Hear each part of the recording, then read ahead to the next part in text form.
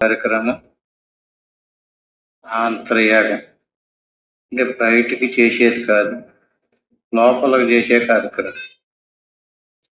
అద్వైత ఆరాధన అన్నాం. అద్వైతం అంటే ఏంటండి? ద్వైతం అంటే రెండు, అద్వైతం అంటే రెండు కానటువంటి. రెండు కానిదేది? మనలో ఉన్నటువంటి దేవుడు ఆత్మ, బయట ఉన్నటువంటి దేవుడు పరమాత్మ. ఈ పరమాత్మ ప్రత్యేగాత్మలో రెండు కాదు, రెండు ఒకటే అని చెప్పేటటువంటి సిద్ధాంతం అద్వైత ఆరాధన.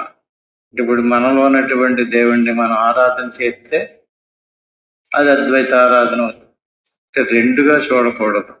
ఎవడైతే దేవుణ్ణి వేరుగాను జీవుణ్ణి వేరుగాను రెండు వస్తువులుగా చూసాడో వాడికి కర్మపదం లభించదు. ఎందుకంటే బయటికి చేసేటటువంటిది ఏదైనా సరే మన స్వరూపం వేరు, బయట ఉన్నటువంటి స్వరూపం వేరు. బయట ఉన్నటువంటి దాన్ని ఎలాగ ఆరాధన చేస్తాం? కొన్ని వస్తువుల ద్వారా, కొన్ని పదార్థాల ద్వారా, అలాగే మనకు వాగింద్రియము లేదా వేరే వేరే ఇతర ఇంద్రియాలతో ఆరాధన చేస్తాం. అంటే ఇప్పుడు దేవుడు వేరు, మనం వేరు. అది అద్వైత సిద్ధాంతం కాదు. దేవుడిని వేరుగా ఎవడైతే ఆరాధన చేస్తున్నాడో అది ద్వైత సిద్ధాంతం. అద్వైతం మనలో ఉన్నటువంటి దేవుడికి బయట ఉన్నటువంటి దేవుడికి భేదం లేదు, ఒకటే. భేదం లేకపోవటం ఏంటండి? మనం పుడుతున్నాం, బాధలు అనుభవిస్తున్నాం, కర్మలు చేస్తున్నాం, మరణిస్తున్నాం, జన్మిస్తున్నాం. ఇన్ని రకాల మార్పులు జరుగుతున్నాయి కదా. ఇన్ని రకాల మార్పులు జరిగేటప్పుడు మనం ఎలా దేవుడు జీవుడు ఒకటవుతాడు? అది మనం చాలా సార్లు చెప్పుకుంటున్నాం. దేవుణ్ణి వస్తు రూపంలో చూస్తే ఒకటి తెలియబడదు, దేవుని లక్షణాలను చూడాలి. ఇప్పుడు ఉదాహరణకి సముద్రం ఉంది. సముద్రంలో ఉన్నటువంటి నీటికి కొన్ని లక్షణాలు ఉన్నాయి. ఏంటంటే సముద్రంలో ఉన్నటువంటి నీటి యొక్క లక్షణం ఉప్పదనం కదా. సముద్రం యొక్క నీటిలో గుణం ఏంటి? దాని లక్షణం ఉప్పుగా ఉంటుంది. ఉప్పు కన్ను ఉంది, అది సముద్రం నుంచే తయారై, సముద్రం నుంచి తయారై సముద్రం నుంచి దూరం అయిపోయి వేరుగా కనిపిస్తుంది. ఇప్పుడు ఉప్పు కన్నులో ఏ లక్షణం ఉంది? ఉప్పు కన్ను సముద్రం ఒకటే అన్నారు అనుకోండి, అది ఎలా కుదురుతుందండి? సముద్రం పెద్దదే, ఉప్పు కన్ను ఏమో చిన్నదే. సముద్రం ఎక్కడో ఉంది, ఉప్పు కన్ను ఎక్కడో ఉంది అంటాం కదండి. కానీ రెండు లక్షణాలను, అందులో ఉప్పదనం ఉంది, ఇందులో ఉప్పదనం ఉంది కదా. అట్టి మాదిరిగా దేవుడికి ఏ లక్షణాలు ఉన్నాయో ముందు తెలుసుకోవాలి. వేదం చెప్పింది సత్యం జ్ఞానం అనంతం ఆనందో బ్రహ్మ. దేవుడికి ఏ లక్షణాలు ఉన్నాయి? సత్యం అంటే ఏంటండి?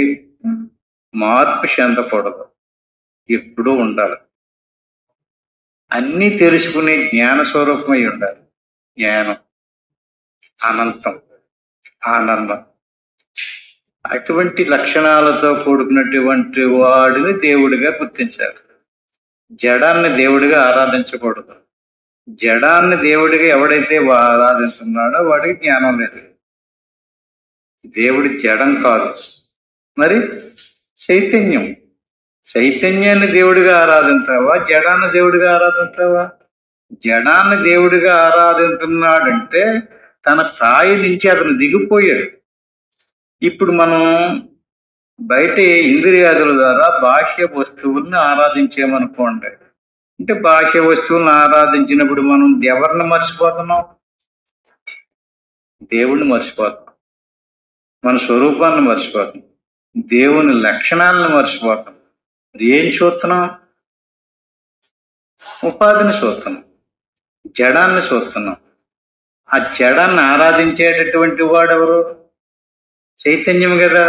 చైతన్య స్వరూపుడై ఉండి తను జడమును దేవుడిగా ఆరాధిస్తున్నాడు అనుకోండి, అంటే అతనికి ఏమి లేదు? జ్ఞానం లేదు. అయితే ప్రధానమైనటువంటి విషయం ఏమిటంటే అండి, జ్ఞానం తెలియాలి. జ్ఞానం వల్లే కర్మ నశించదు, జ్ఞానం వల్లే పరమపదం లభించదు. జ్ఞానంతోటే జ్ఞానే పరిసమాప్యతే. ఏదైనా ఒక కార్యక్రమం చేస్తున్నాం అనుకోండి, ఒక భజనో, సప్తాహమో, ఒక పూజో, ఇంకోటి చేస్తాం అనుకోండి, ఏం కలగాలి అక్కడ? జ్ఞానం కలగాలి. జ్ఞానం కలగకపోతే అది పూర్తి అవ్వలేదు. అది ఎన్ని సంవత్సరాలు చేసినా సరే అది పూర్తి అవ్వదు. జ్ఞానం కలిగితే పూర్తవుతుంది. వంట పూర్తయింది అన్నారు అనుకోండి, ఎప్పుడు పూర్తయినట్టు?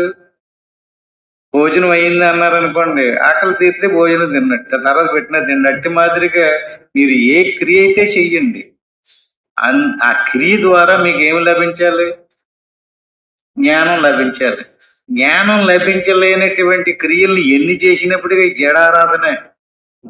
చైతన్య స్వరూపుడు అయి ఉండి నువ్వు జడమును ఆరాధించడం ఏంటి? సరే, మళ్ళీ ఉప్పు కనుకడికి వద్దాం. సముద్రమునందలే ఉప్పు కన్ను వేరయ్యింది. అట్టి మాదిరిగా పరమాత్మ చైతన్యం నుంచి ప్రత్యేగాత్మ చైతన్యం వేరయ్యింది. వేరు చేసింది ఏది? ఇంకొక ఉపమానం చెప్పుకుందాం. ఆకాశం ఉంది. ఆకాశం అనంతం. అనంతో వై ఆకాశ. ఆకాశం అనంతం, ఖాళీ. అటువంటి ఖాళీలో ఒక కుండ తయారయ్యింది. ఇప్పుడు కుండలో ఏముంది? కుండలో ఉన్నటువంటి ఆకాశాన్ని ఏది ఆవహించింది? కొండ. దానికి ఏం పేరు? ఆవరణము అని పేరు. ఆవరణము చేత ఆవహించబడినటువంటి ఖాళీకి ఘటాకాశం అని పేరు. అంతటా ఉండే ఖాళీకి ఏమి లేదు? ఆవరణం లేదు. అంటే దేవుడికి ఏమి లేదు? ఆవరణం లేదు. ఆయన శుద్ధ చైతన్య స్వరూపం, అపారం, అనంతం, అద్వితీయం కదా. అటువంటి అపారమైనటువంటి, అనంతమైనటువంటి, అద్వితీయమైనటువంటి శుద్ధ చైతన్య స్వరూపం ఏదైతే ఉందో అటువంటి దేవుడిని ఉపాధి ఆవహించింది. ఆ ఉపాధికి ఆవరణం అని పేరు. అంటే మూత. ఏదైనా ఒక వస్తువును దాయడానికి మూత ఎత్తే ఆ వస్తువు కనిపించదు. అట్టి మాదిరిగా మన శరీరం మూత. శరీరం లోపల ఉన్నటువంటి వస్తువు ఏదైతే ఉందో అది కనిపించదు. కనిపించాలంటే ఏం తీయాలి? మూత తీయాలి. మూత తీస్తే దేవుడు కనపడతాడు. ఇప్పుడు మనం సాధన చేస్తే దేవుడిని పొందటానికి కాదు. చాలా మంది అనుకుంటుంటారు, సాధన చేస్తే ఏం కనిపించడం లేదండి, నాకు ఏ దేవుడు కనిపించలేదండి, అసలు సాధన చేస్తే నేను దేవుడు ఎంతగా అవుతానండి అంటాడు. దేవుడు అంటే ఏంటండి? సాధన దేంటంటే ఉపాధిని తొలగించడానికి. కొండని బద్దలు కొట్టించామనుకోండి, కొండ లోపల ఉన్నటువంటి ఖాళీని పట్టుకెళ్ళి అంతటా ఉండే ఖాళీలో కలపక్కర్లేదు. చేయవలసింది ఏంటి? ఖాళీ, ఆ ఖాళీ ఈ ఖాళీ రెండు ఖాళీల కింద చూపించేది ఏది? దేవుణ్ణి జీవుణ్ణి ఇద్దరి కింద చూపించేది ఏది? మన శరీరమే. మన శరీరమే మనల్ని భ్రమింపచేస్తుంది, మాయ చేస్తుంది. ఆ లోపల ఉన్నటువంటి మన స్వరూపం గురించి తెలక మన చుట్టూ ఆవరించినటువంటి ఉపాధినే మన స్వరూపం అనుకో. మన పెద్దలు ఎంత బాగా చూపించారంటే ఎక్కడికక్కడ చనిపోయినప్పుడు శ్మశానంలోకి తీసుకెళ్లి కొండ నిండా నీళ్లు పోసి ఆ శవం చుట్టూరు తిప్పి ఒక్కో రౌండ్ తిప్పినప్పుడు ఒక్కొక్క అన్నం పెడుతుంటారు. 3 కన్నాలు పట్టేసిన తర్వాత 3 రౌండ్లు అయిపోయిన తర్వాత ఆ కొండ ఏం చేస్తారండి?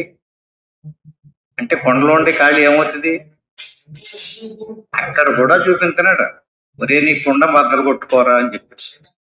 ఈ కుండ బద్దలు కొట్టుకోవడానికి సొత్తులేదు. ఈ కుండకి ఏ ప్రయోజనాలు కలిగించాలో చెప్తున్నాం. దేవుడి దగ్గర కొబ్బరికాయ కొడతారు. కొబ్బరికాయ ఎందుకు కొడతారండి?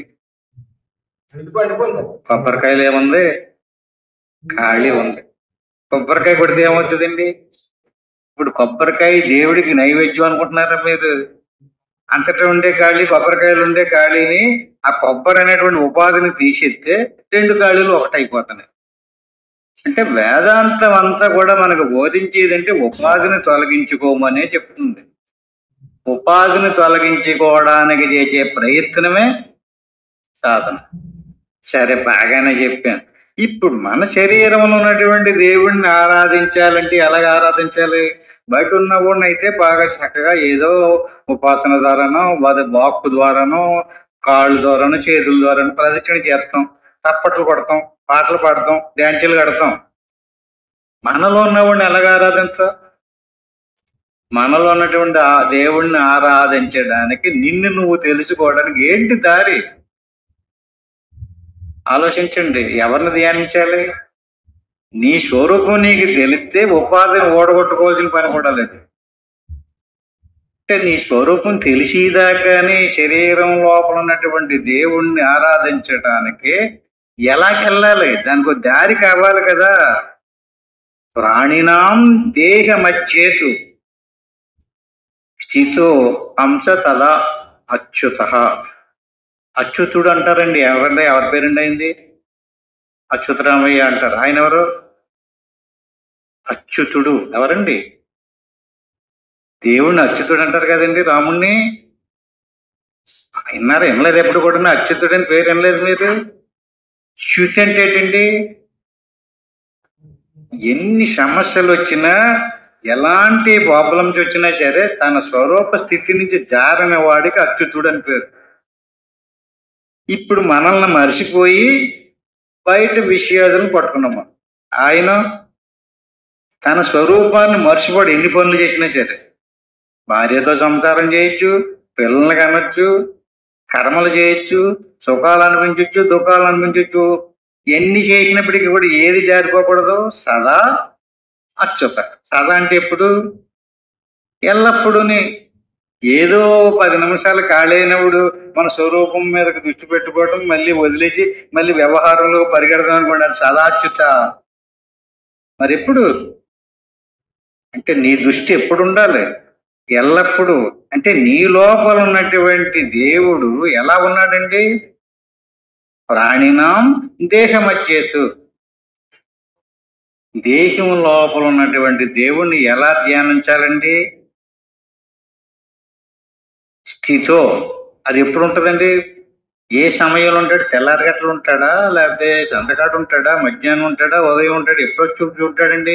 అప్పుడు ఆ తలుపులు తీసినప్పుడు వెళ్ళొచ్చు. సదా. లోపల ఉన్నటువంటి వాడు ఈ దేవుడు ఎప్పుడు ఉంటాడు? ఎప్పుడు ఉంటాడు. సదా, ఎల్లప్పుడూ ఉంటాడు. కానీ మనం దాని నుంచి జారిపోయాం. అంటే దాని నుంచి జారిపోకుండా దాన్ని పట్టుకోవటానికి ఒక దారి ఉందటండి. అంశను పట్టుకుని వెళ్ళమంటున్నారు. నీ స్వరూపాన్ని తెలుసుకోవడం కోసం ప్రాణినాం దేహమధ్యేతు స్థితో అంశ సదాచ్యుత. ఆ అచ్యుతుడిని పొందడానికి అంశ మార్గం. అంశ అంటే ఏంటండి? అకారస్య శివరూపాయ సకార శక్తి ఋష్యతే. ఆ శ్వాసను కూడా అంశ అంటారు. ఇప్పుడు శ్వాసను పట్టుకోవాలి. శ్వాస బహిర్ముఖమైనప్పుడు ప్రకృతితో మిళితమయ్యింది. ఇప్పుడు మన మనసుని తీసుకెళ్లి శ్వాస మీద పెట్టామనుకోండి, ప్రకృతి పదార్థం అంతా విదిలించేసుకుని ప్రకృతి స్వరూపాన్ని అంతటిని వదిలేసి పరమాత్మ స్వరూపాన్ని పొందింది. అంటే అనాత్మ సంబంధమైనటువంటి, ప్రకృతి సంబంధమైనటువంటి జడ వస్తువును విదిలించుకుంటుంది అన్నమాట. దానికి ఉపమానం చెప్పారు. పాలు నీళ్లు కలిపితే అంశ నీటిని వదిలేసి పాలను తీసుకున్నట్టుగా ఎవడైతే శ్వాసను పట్టుకుని జ్ఞానం చేస్తున్నాడో అనాత్మ సంబంధమైనటువంటి జడ పదార్థాన్ని విదిలించేసుకుంటుంది, దులిపేసుకుంటుంది. అప్పుడు శుద్ధమైనటువంటి, అంటే స్థుతి లేనటువంటి, జారనటువంటి అచ్యుత స్థితి, ఆ నిర్వికారమైనటువంటి చైతన్యాన్ని పొందాడు. ఎక్కడ ఈ రకంగా అభ్యాసం? సదా సమాధిం కురివేత అంశమంతం అనుస్మరణ. అంటే నీ లోపల ఉన్నటువంటి దేవుణ్ణి పొందడానికి అంశ మంత్రాన్ని అనుసంధించు అంటాడు. ఉపనిషత్తు పేరేటండి? బ్రహ్మ విద్యోపనిషత్తు 13వ మంత్రం. సదా సమాధిం కురివేతం. ఎప్పుడు దాకా చెయ్యాలి ఇలాగా? శ్వాసని పట్టుకున్నాం. శ్వాసను పట్టుకుని కూడా అనాత్మనంతరిని వదిలించుకుంటుంది కదా, విదిలించుకుంటుంది కదా. అంటే అలా అనాత్మంతా వదలడానికి ఎంత సమయం పడుతుంది? సమాధి స్థితికి వెళ్ళేదాకా అనాత్మ వదలలేదు. ఇప్పుడు మనం శ్వాసను చూసాం, మళ్ళీ బయటికి పోతాం, మళ్ళీ తీసుకొచ్చి పెడతాం, మళ్ళీ వెళ్ళిపోతాం. అలా వెళ్ళిపోయేటటువంటి శ్వాసను మళ్ళీ మళ్ళీ తీసుకొచ్చి పెడుతూ ఉంటే సమాధి స్థితి అన్నారు. అంటే శ్వాసలో ఉన్నటువంటి అనాత్మ పదార్థం అంతా దిగిపోతే, అంటే ఇంకొక ఉపమానం, నీటిలో బురద చేరింది అనుకోండి, దాన్ని బురద నీరు అంటాం. అది నీరే, కానీ ఏముండడం వల్ల బురద నీరు అన్నాం? మట్టి కదా. దాన్ని ఇండి బిగింజతో అరగదీసి ఓ పక్కన పెట్టామనుకోండి, అది తేట నీరు పైకి తేరడానికి ఎంత సమయం పడుతుంది? అట్టి మాదిరిగా శ్వాసలో కలిసిపోయినటువంటి బురద ఊడిపోతే ఆత్మ. బురద చేరిందనుకోండి జీవుడు. ఏమన్నా అర్థమైందా? జీవుడు అన్నారనుకోండి, ఏం ప్రవేశించింది? అనాత్మ పదార్థం ప్రవేశించింది. అనాత్మ పదార్థం ప్రవేశించింది ఊడిపోతే ఆత్మ. మళ్ళీ ఆత్మ వేరు, జీవుడు వేరు కాదు. ప్రకృతి వేరు, పరమాత్మ వేరు. జీవుడు ప్రకృతి పరమాత్మ యొక్క మిశ్రత్వం. అంటే జీవుడిలో అనాత్మ పదార్థం ఉంది, అనాత్మ భావాలు ఉన్నాయి. అందువల్ల తనలో ఉన్నటువంటి తను అలా చూసినప్పటికి ఏం కనపడుతుంది? ఇప్పుడు దీపం ఉందండి, దీపం అన్నిటినీ ప్రకాశింపచేస్తుంది. తనను ప్రకాశింపచేసుకోవాల్సినటువంటి అవసరం దీపానికి లేదు. ఏమన్నా అర్థమైందా? దీపం ఉందండి, తనను ప్రకాశింపచేసుకోవడానికి దానికి అవసరం ఉందా? కొన్ని దాన్ని ప్రకాశింపజేయడానికి ఇంకో దీపం అవసరం ఉందా? అట్టి మాదిరిగా ఆత్మ తన స్వయం ప్రకాశం, అది దానిని ప్రకాశింపజేసుకోవాల్సినటువంటి పని లేదు. కానీ ఆత్మ అన్నిటినీ ప్రకాశింపజేస్తుంది. దేహ మధ్యేతు, లోపల ఉన్నటువంటి ఆత్మ దేహం లోపల ఉన్నటువంటి ప్రాణాలని, ఇంద్రియాలని, మనసుని, బుద్ధిని, చిత్తాన్ని, అహంకారాన్ని, జ్ఞానేంద్రియాలని, కర్మేంద్రియాలని, ప్రాణాలని, ఆఖరికి శరీరం ఏ రంగులో ఉందో, ఏ రూపంలో ఉందో అంతా ప్రకాశింపజేస్తాం. ఎవరుండడం వల్ల ఎన్ని ప్రకాశించబడుతున్నాయి? నువ్వు ఉండడం వల్లే. అంచేత నువ్వే ప్రకాశ వస్తువు. ప్రకాశ వస్తువు అయినటువంటి నీవు నిన్ను వదిలేసుకుని జడంతో కూడుకున్నటువంటి మరొక వస్తువును ఆరాధించావు. అంటే నువ్వు బయటకు వచ్చేసావు. బయటకు వచ్చేవంటే ఏది తగిలించుకుని వచ్చావు? జడాన్ని తగిలించుకుని వచ్చావు. ఇంకొక జడం తగిలించుకున్న దాన్ని దేవుడిగా ఆరాధిస్తున్నావు. ఏమైంది అక్కడ? అది కర్మ అయ్యింది. ఆ కర్మ వల్ల ఏమవుతుంది? ఫలం ఏర్పడుతుంది. అది పుణ్యకర్మ అవ్వచ్చు, పాపకర్మ అవ్వచ్చు. ఆ పాప పుణ్యకర్మలు అనుభవించడానికి స్వర్గం నరకాలి. లేదండి నేను అంతా పుణ్యమే చేశానండి అన్నాడు అనుకో, స్వర్గం వస్తుంది. ఆ పుణ్యం తరిగిపోయిన తర్వాత మళ్ళీ జన్మ వస్తుంది. ఏం కావాలి? నీ స్వరూపం ఎక్కడ తెలుస్తుంది?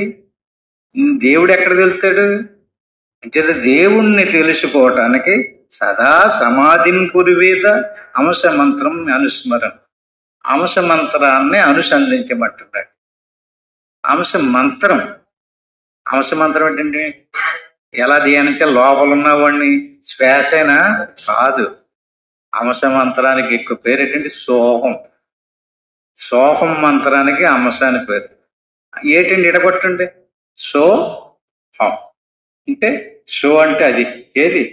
అనాత్మంతా తొలగిపోయిన తర్వాత ఏ సంకల్ప వికల్పాలు లేకుండా, శ్వాస మనసు లేకుండా నిశ్చలమైనటువంటి నిర్వికారమైనటువంటి ఏ చైతన్యం మిగిలిందో అది నా స్వరూపం. అహం అంటే నేను, సోహం అంటే అది నేను. ఎలా ధ్యానించాలి? బయట ఉన్నదాన్ని ఎలా ధ్యానించాలో మనం చిన్నప్పటి కానించి చూస్తానే ఉన్నాం. లోపల ఉన్నదాన్ని ఎలా ధ్యానించాలి? సోహం మంత్రం ద్వారా ధ్యానించాలి. సోహం మంత్రం అంటే అనుకునేదా? సోహం సోహం సోహం అనుకోవాలా? లేదా శ్వాసను గమనింతూ ఉండడమా? సోహం భావన అంటే శ్వాసను గమనింతూ ఏ భావంలో ఉండాలి? అది నేను అనే భావంలో. ఈ అనాత్మ నేను కాదు, ఈ పుట్టింది నేను కాదు, ఇది రేపమ్మ చచ్చిపోతుంది. వచ్చిన దగ్గర నుంచి నిరంతరం మారిపోతూ ఆ రోగము, ఈ రోగము, ఆ బాధ, ఈ బాధ, ఇన్ని బాధలతో భయపడుతుంది కదా. ఇదే నువ్వు. ఇది ఊడిపోయిన తర్వాత ఇంకోటి వస్తుంది, అది పోతే ఇంకోటి వస్తుంది. ఇప్పుడు ఎన్ని అయినాయి? ఇలాంటి శరీరాలు రక్తము మాంసము, చర్మము, రక్తము, మాంసము, ఎముకలు, ఎముకల్లో మూలుగు, ఇదే కదా శరీరం. ఇంకా ఏమైనా గొప్ప ఏదైనా ఉందా ఇందులో? ఇది నువ్వు కాదు. అంచేత ఎలాంటి నీ స్వరూపం? నిర్మలం స్ఫటికాకారం. నిర్మలం, అందులో ఏ మాలిన్యం ఉండదు. ఎవరిలోని? నీ స్వరూపంలోని. నిర్మలం స్ఫటికాకారం దివ్య రూపం అనుత్తమం. నీ స్వరూపం ఎలాంటిది? ఇంత అద్భుతమైనటువంటి, నిర్మలమైనటువంటి, నిర్వికారమైనటువంటి, స్వచ్ఛమైనటువంటి స్ఫటికం లాంటి నీ దివ్య రూపాన్ని, ఉత్తమమైనటువంటి నీ స్వరూపాన్ని వదిలేసి జడాన్ని ఆరాధించడం ఏంటి? ఏమని ఏటి కర్మేటి అసలు? నువ్వు ఇంటికి ఎవడ చెప్పాడు నీకు అలాగా? ఎవడు అలా తిప్పేస్తున్నా నిన్ను? ఇందుకు మోసపోతున్నావు?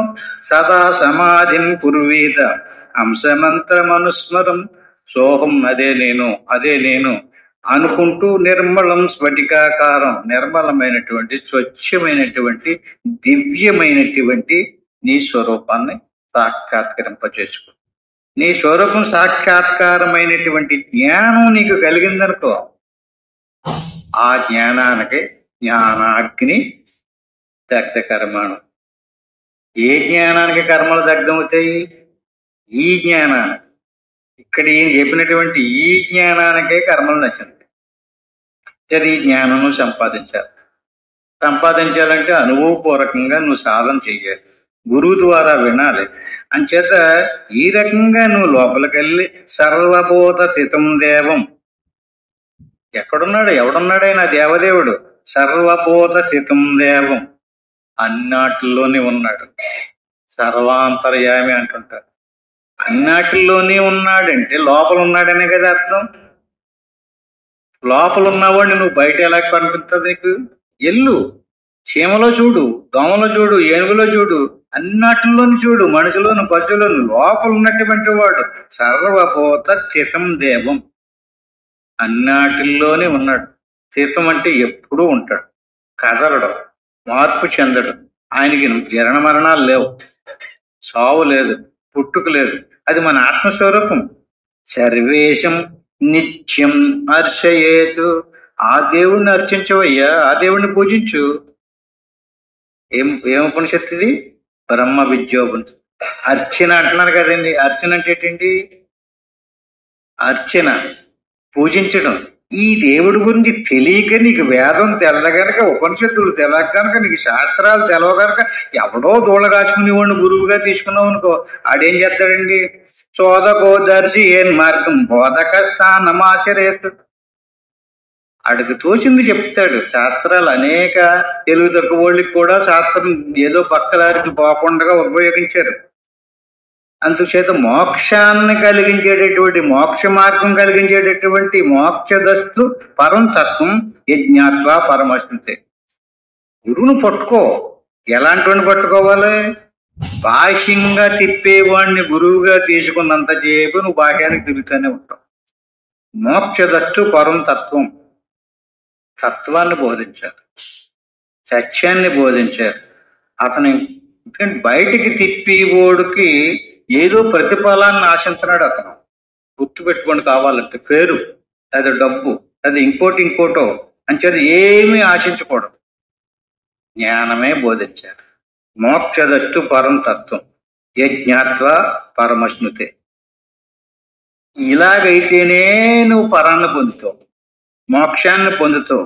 భాష్యాన్ని ఆరాధించడం వల్ల పొందలేవు. ఆత్మరూపం తమాలోక్ష్య, జ్ఞానరూపం నిరామయం. ఇందాక సముద్రపు నీరుకి ఏ లక్షణాలు ఉన్నాయో అట్టి మాదిరి ఉప్పు కొంటికి కూడా అదే లక్షణాలు ఉన్నాయన్నాం కదా. అట్టి మాదిరిగా నీ ఆత్మ యొక్క రూపం, ఆత్మరూపం తమాలోక్ష, జ్ఞానరూపం నిరామయం. మన ఆత్మస్వరూపం ఏదైతే ఉందో దానికి జ్ఞానం ఉంది. ఆత్మ దేవుడికి ఏ లక్షణం? జ్ఞానం. మళ్ళీ ఒకసారి చూస్తాం, సత్యం. సత్యం అంటే ఏంటండి? ఒకప్పుడు లేనిది కాదు అది. ఎప్పుడు ఉండు త్రికాలాబాజు. మన శరీరానికి సత్య లక్షణం లేదు. మెలకువలో ఉంది, స్వప్నంలో ఉండదు, సుషుప్తులు ఉండదు, తురియంలో ఉండదు, తుర్యాతీతంలో ఉండదు, మూర్ఛలో ఉండదు, మరణంలో ఉండదు. ఏది ఇన్ని అవస్థల్లో ఈ శరీరం ఉండదు, కేవలం ఓన్లీ ఒక అవస్థలోనే ఉంటుంది. ఏదా అవస్థ? జాగ్రత్త అవస్థ. ఇప్పుడు సూక్ష్మ శరీరం ఉంది, స్వప్నావస్థలో కనపడుతుంది, అది కలలకు అంటుంది, అది సుషుప్తులు ఉండదు. సుషుప్తులో కారణ శరీరం ఉంది, కారణ శరీరం జాగ్రత్త మెలకువలు ఉండదు. స్థూల శరీరం స్వప్న సుషుప్తులు ఉండదు. అంటే ఒక అవస్థలో ఉన్నటువంటి వస్తువు ఓన్లీ ఆ అవస్థలోనే ఉంటుంది, ఇంకొక అవస్థలోకి రాదు. జాగ్రత్త స్వప్న సుషుప్తి 3 అవస్థలు ప్రతిరోజు అనిపించడం మనం. ఆ తర్వాత ఏదైనా దెబ్బ తగిలితే వెంటనే కోమా మూర్ఛ అంటాం. అక్కడ ఇది ఏం తెలదు, ఇంకా ఏం జరిగిందో, ఎవడొచ్చాడు ఎవడెళ్ళాడు ఏమీ తెలదు. ఎలా అదేమవస్థ? మూర్ఛావస్థ. మరణించాను ఇంకా అసలుకంటే ఏమీ తెలదు. ఇన్ని అవస్థలు ఉన్నాయి కదండి, కానీ అన్ని అవస్థల్లోనే తిరిగేటటువంటి వాడు ఒకడు ఆడు పోతలేదు. నువ్వు మెలకులో ఉన్నావు, మెలకు వచ్చింది వెళ్ళింది, నువ్వు వెళ్ళలేదు. స్వప్నం వచ్చింది వెళ్ళింది, నువ్వు వెళ్ళలేదు. సుషుప్తి వచ్చింది వెళ్ళింది, నువ్వు వెళ్ళలేదు. నువ్వేదో వేసావు అంటే నీ స్వరూపం ఏది? సత్యం. మరి జాగ్రత్త వచ్చింది కదా, ఇది ఏ అవస్థను అడిగితే జాగ్రత్త నీకు తెలుస్తుందా? నీకేముండడం వల్ల తెలుస్తుంది? జ్ఞాన రూపం. నీకు జ్ఞానం ఉంది, నువ్వు ఎప్పుడు ఉంటున్నావు, నీకు జ్ఞానం ఉంది. పైగా ఏంటండి? నిరామయం. నీ స్వరూపానికి ఆకారం లేదు. ఆకారం ఉన్న దాన్ని చూసుకుని ఓహో ఇదే నా ఆకారం అనుకుని దీన్ని నేను అంటున్నాను. తెలుసుకునేటి దీనికి జ్ఞానం లేదు. దీనికి కానీ జ్ఞానం ఉంటే మీ ఇద్దరి మైకి దెబ్బలాడు వచ్చేసింది. ఏంటి నన్ను నువ్వు పట్టణం పెట్టని చెప్పి వచ్చేసి. దీనికి జ్ఞానం లేకపోవటం వల్ల ఇది పూర్తిగా తమస్సు కనుక, ఇది పూర్తిగా జడం కనుక, జ్ఞాన స్వరూపమైనటువంటి నువ్వు దీనిని పట్టుకుని ఇది నేనంటే ఇదేం మాట్లాడతలేదు. ఇంకా లేకపోతే దీనికి కూడా జ్ఞానం ఉంటే చేత నీ స్వరూపం జ్ఞాన స్వరూపం, ఆకారం లేనిది జ్ఞాన స్వరూపం, సత్యస్వరూపం. ఇంకొకటో ఆనంద స్వరూపం. నువ్వు ఎప్పుడు హాయిగా సుఖంగా ఆనందంగా ఉండాలనుకుంటున్నావు. ఈ శరీరం ఆనంద స్వరూపు కాదు. అంటే శరీరానికి లేనటువంటి లక్షణాలు, నీ స్వరూపానికి ఉన్నటువంటి లక్షణాలు ఏమి శరీరంలో లేవు. నీ స్వరూపానికి సంబంధం ఏ లక్షణాలు లేని శరీరాన్ని నేను అంటున్నామంటే దీన్ని ఏమంటారు? దీనికి అజ్ఞానం అని పేరు. ఈ అజ్ఞానం అనాది, ఎప్పుడు ఆవహించిందో తెలదు, ఎన్ని యుగాల నుంచి పట్టుకుని బాధింతుందో తెలదు. అంటే కేవలం అజ్ఞానమే పోవాలి కానీ శరీరం పోకూడదు. అజ్ఞానం పోవడం అంటే ఏంటండి? మన స్వరూపం గురించి మనకి తెలియటమే. స్వరూపం గురించి తెలిసిన మరుక్షణం అజ్ఞానానికి కారణ శరీరం అని పేరు. ఎవడికి కారణ శరీరం లేదో వాడు పొద్దున్న మరణించిన తర్వాత జన్మ రాదు. కారణ శరీరం పోవడం అంటే ఇత్తనంలో ఉన్నటువంటి బీజం నశించడం. పెసర గింజను ఏపేసేయమనుకోండి, ఏపేసిన పెసలు పెట్టుకెళ్ళి చేలు జల్లేసేటండి, పాపం పెసలు వస్తాయని చెప్పేసి అవి మొలం. కారణ శరీరాన్ని తీసేస్తే ఆ సూక్ష్మ శరీరం ఇంకో జన్మ కలిగించదు. స్థూల శరీరానికి ప్రాణం, ప్రాణానికి ప్రాణం సూక్ష్మ శరీరం, సూక్ష్మ శరీరం ప్రాణం అజ్ఞానం కారణ శరీరం. కారణ శరీరాన్ని తీసేయాలి. కారణ శరీరాన్ని తీసేస్తే ఇంక ఈ సూక్ష్మ శరీరం మొలకెత్తదు, జన్మకు రాదు. కారణ శరీరం అంటే ఏంటండి? మన స్వరూపం గురించి మనకి తెలియటమే. తెలిసిన మరుక్షణం కారణ శరీరం నచ్చింది. కారణ శరీరం నచ్చించిన తక్షణం కర్మ నచ్చింది. కర్మ నశించినటువంటి వాడికి జన్మ లేదు. మోక్షదస్తు. ఈ రకంగా మోక్షదస్తు పరం తత్వం ఏది బోధించాలి? మోక్షం పొందే జ్ఞానం బోధించాలి. పరాన్ని చేరుకునేటువంటి జ్ఞానం బోధ. యజ్ఞాత్వా పరముష్యతి. ఇది గురువు గారు చెప్పవలసినటువంటిది. మరి చెట్టు చివరికి ఏం తయారైంది? మన వ్యవస్థ అంతా కూడా రకరకాల మార్గాలు. అంటే సామాన్యుడైనటువంటి తెలివి తక్కువైనటువంటి వాళ్ళు అందరూ గుంపుగా ఏర్పడి ఏదో చేస్తుంటే ఆ గుంపులో తెలివైన వాళ్ళు అందరూ కూడా వెళ్ళి కలిసిపోయి చేరిపోతే ఎలా కుదురుతుంది? అంటే వాళ్ళకి తెలియక పాపం, అంటే అందరినీ బాగుపరచాలనేటువంటి ఉద్దేశం శాస్త్రం. అంతే. శాస్త్రం కేవలం మేము జ్ఞానానికి సంబంధించినవే చెప్తాము, మిగతా వాళ్ళు గొడవ మాకు సంబంధం లేదు అనలేదండి. ఎందుకంటే అర్హత ఒక్కొక్కడికి ఒక్కొక్కడికి ఒకలా ఉంటుంది. ఏ యథామాం ప్రపద్యంతే తాం తదైవ వజామ్యం. భగవద్గీతలో ఏమని చెప్పాడు? అందరికీ ఒక స్వభావం ఉండదు, ఒక సంస్కారం ఉండదు, రకరకాల స్వభావాలు, రకరకాల సంస్కారాలు. అందుకని అందరినీ కాపాడాలి, అందరినీ ఉద్ధరించాలి, అందరినీ బాగుపరచాలి, నింపాదిగా తీర్చాలి. ఆడికి నచ్చలేదు అంటే పూర్వజన్మ సంస్కారంలో ఏదేదో చేసి ఉన్నాడు. ఇప్పుడు అతనికి బాబు మోక్షం అలా రాదు నాయన అంటే తిరగబడిపోతాడు. నాకు అవసరం లేదు నువ్వు చెప్పి మాట అంటాడు. అందుకని వాడిని వదిలేయకూడదు. ఇంకా అయితే నీ కర్మ నువ్వు పో అనకూడదు. ఏం చేయాలప్పుడు? ఆడిని మళ్లించడానికి ఏ మంత్రమో, ఏ పద్యమో, ఏ పాటో, ఏ పారాయణో ఏదో చేసుకునేలాగా నింపాదికి దాన్ని కర్మకాండ, ఉపాసనాకాండ, యోగం, జ్ఞానం అంటే ఇలాగ అంచెలంచెలుగా తీసుకొచ్చారు. ఈ రకంగా దేన్ని మనం సంస్కరింపజేసుకోవాలి? బుద్ధోహం భూత పాలోహం భారూపం భగవానహం. ఈ రకంగా ఎవడైతే తన బుద్ధిని సంస్కరింప చేసుకున్నాడో, బుద్ధిని మార్చుకున్నాడో అటువంటి వాడు సర్వభూతాంతరాత్మాహం అహమస్మి సనాతనం. ఈ రకంగా తన మనసు ఎక్కడ మారిందో సర్వభూతాంతరాత్మాహం అహమస్మి సనాతనం అంటే అంతటా ఉండే ఆకాశం, కొండలుండే ఆకాశానికి ఎలా భేదం లేదో, కొండ వల్లే రెండుగా కనిపిస్తుందో, కొండను తీసేస్తే ఎలాగైతే రెండు ఒకటైపోతాయో, ఈ రకమైనటువంటి జ్ఞానం నీకు సర్వభూతాంతరాత్మాహం. నీలో ఉన్నటువంటి అహం, అందరిలోనే ఉన్నటువంటి అహం, రెండు అహాలు. నీలో ఉన్నటువంటి అహం, అందరిలోనే ఉన్నటువంటి అహం ఈశ్వరుడు. సమిష్టి వెష్టి అంటారు. సర్వభూతాంతరాత్మాహం అహమస్మి సనాతనం. ఈ అహము ఆ అహము రెండు సనాతనం ఒకటే, రెండు కాదయ్యి. అంటే దేవుణ్ణి అహం రూపంలోనే చెప్పారు. శివోహం ఏంటంటే దాని అర్థం? అహం అంటే నేనెవరిని? శివుణ్ణి. అహం బ్రహ్మస్మి, అహం నేను బ్రహ్మం నస్మి అయ్యే ఉన్నాను. ఎప్పుడు చెప్తాడండి? సర్వభూతాంతరాత్మాహం. అందరిలోని ఏ ఆత్మస్వరూపం అయితే ఉందో నీలో అదే ఆత్మస్వరూపం. నీలో ఒకటే, అతనిలో ఒకటే కూడదు. అంచేత అహం దివ్య భాతోస్మి ప్రేమహిం సదాత్యత. అది దివ్యమైనటువంటి, అద్భుతమైనటువంటి, మహత్తరమైనటువంటి పరమార్థ స్వరూపం. అంచేత దానిని నువ్వు పట్టుకో. సర్వాంతర స్వయం జ్యోతి సర్వాధిపతి రస్మహం సర్వభూతాదివాసోహం సర్వవ్యాపి స్వరడాహం. సర్వాంతర, అంతరం అంటే లోపల కాలువ దాటాలి, ఉపాధి దాటాలి, ఉపాధిని ఓడగొట్టుకోవాలి. యువతల పక్కనే గమనించదు. ఎందుకంటే అది నిర్వికారం. నీ ఉనికి, నీ స్వరూపం నీ లోపలికి వెళ్ళి నిన్ను నువ్వు చూసుకోవాలి. దీపాన్ని తీసుకొచ్చి బయట తిప్పితే దీపం యొక్క వెలుగులో వస్తువులు కనిపిస్తాయి కానీ దీపం కనిపించదు. దీపం లాంటిది జ్యోతి స్వరూపం, స్వయం జ్యోతి. నీ ఆత్మకే స్వయం జ్యోతి. దాన్ని నతద్రభాసో సూర్యో నచంద్రతారక భగవద్గీతలో చెప్పారండి. దాన్ని సూర్యుడు ప్రకాశింప చేయలేడు, చంద్రుడు ప్రకాశింప చేయలేడు, నక్షత్రాలు ప్రకాశింప చేయలేవు. ఎందుకని? నీ ఆత్మ స్వయం ప్రకాశం.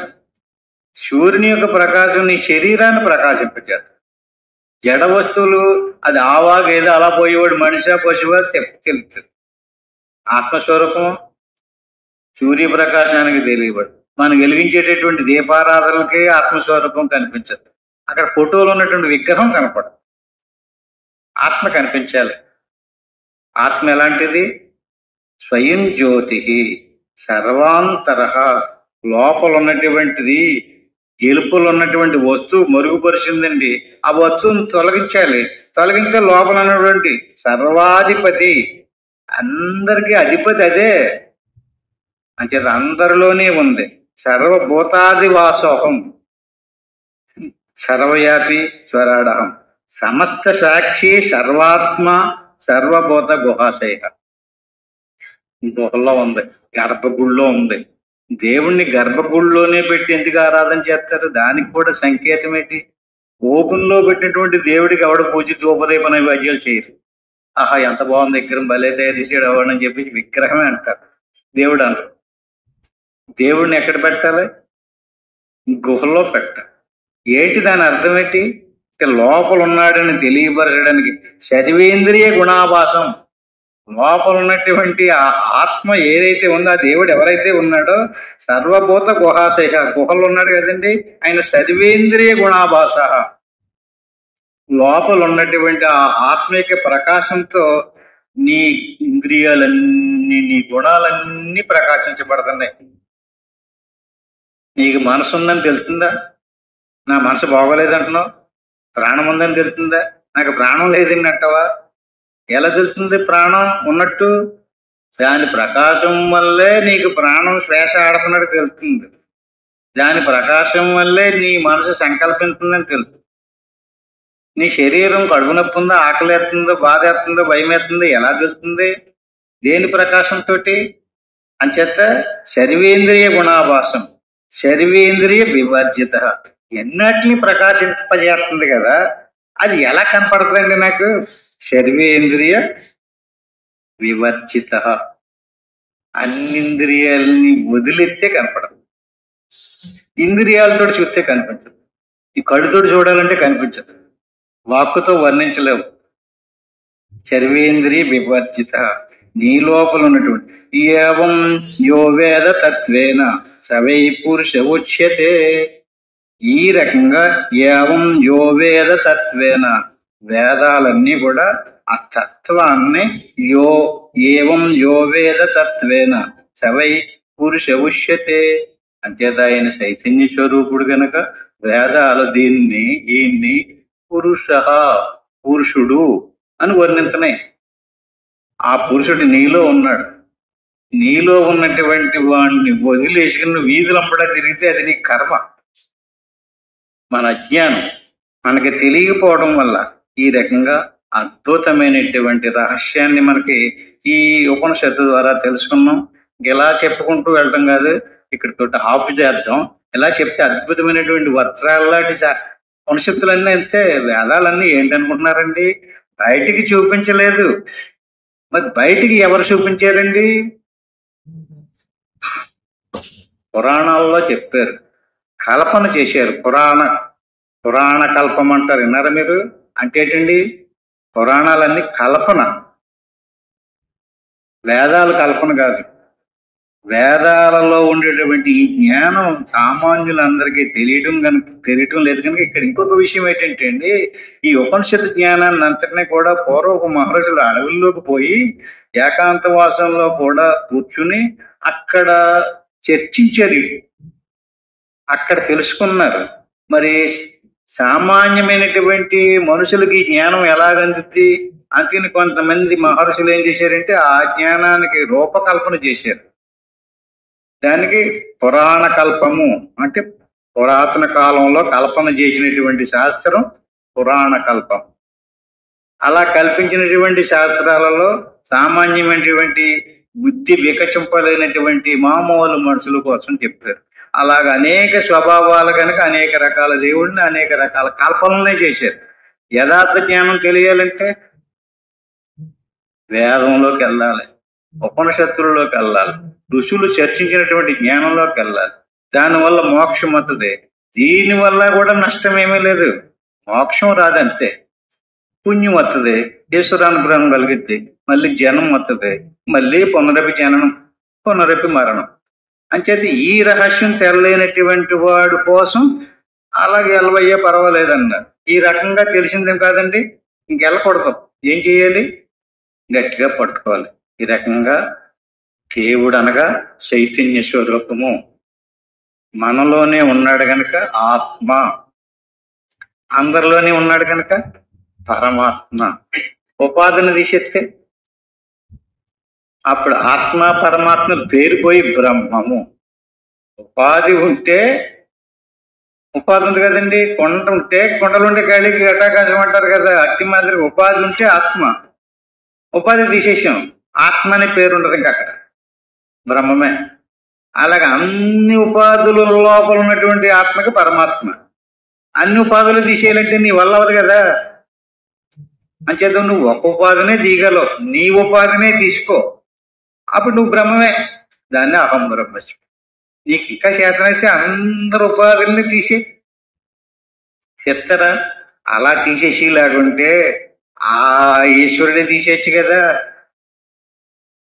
మళ్ళీ జన్మను కలిగింపజేసి ఆ ఉపాధిని తొలగించుకుని జ్ఞానం సంపాదించుకుని రావయ్యి అని జన్మకి ఎందుకు కలిగించాలండి?